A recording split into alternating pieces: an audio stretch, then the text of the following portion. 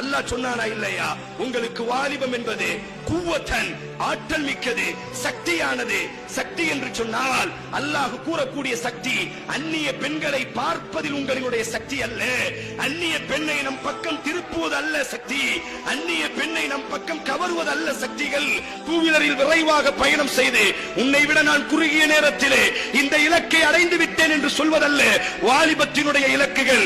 இல்லை, ஒரு மணி நேரத்திற்கு இத்தனை தம்முகளை நான் ஊதிக்கொண்டிருப்பேன், இதுதான் எனது வாலிபத்தினுடைய சக்தி என்பதாக நீ நினைப்பாய் என்று சொன்னால் அல்லாஹ் அந்த வாலிபத்தினுடைய சக்தியை பேசவில்லை. ஒரு மணி நேரத்திலே இத்தனை மதுபாட்டில்களை நான் குடித்து முடித்திருப்பேன் என்பதாக நீ பெருமையாக பேசுவாய் என்று சொன்னால் அல்லாஹ் அந்த வாலிபத்தினுடைய சக்தியை, வாலிபம் ஆற்றலுடையது, வாலிபம் சக்தியானது என்பதாக அல்லாஹ் பேசினானே, அந்த சக்தியை அல்லாஹ் பேசவில்லை. எனது செல்போனை எடுத்துக்கொண்டால் 10க்கும் அதிகமான பெண்களினுடைய நம்பர் இருக்கிறது, நான் நினைத்தால் எந்த பெண்ணையும் என் பக்கம் கவர முடியும் என்பதாக பெருமை பேசுவதல்ல வாலிபத்தினுடைய சக்திகள்.